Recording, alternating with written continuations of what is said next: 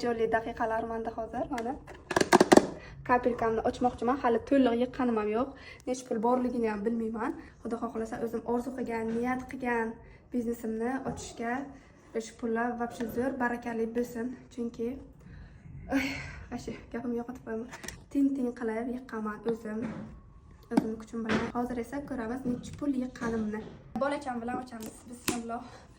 Yuragim dikkalab uribdi shunday.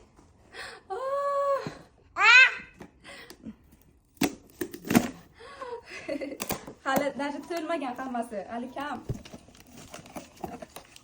Mana bismillah. Qilgan narsalarimni, orzu qilgan, o'zim xohlagan magazinimni ochishga, showroomimni yaratishga shu pullarim yetsin, shunday barakali bo'lsin. Amin. Amin. Safar kapelka yiqqan edim, lekin yaxshi kunga ketmagan edi.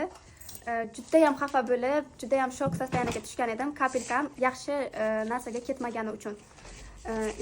Bu safargi kapelkam Xudoga shukr, yaxshi narsa uchun ochdim, yaxshi narsa uchun boshladim. Ilohim hammasi zo'r bo'lsin. Lekin menda hali ham hayajon. Shu pullarni yiqqanimga. Kapelkamning ichidan chiqqan pullar mana maksimalni katta pul solishga harakat qilgan edim mana. Mana dollarlar bu yoqqa.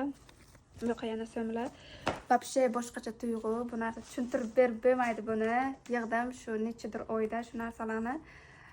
Hozir ochdim. Boshqacha bo'lib ketdim. Xudo xohlasa hammasi zo'r bo'lib, hammasi o'tsa, bundan ham ko'p pullar yig'ish nasib etsin.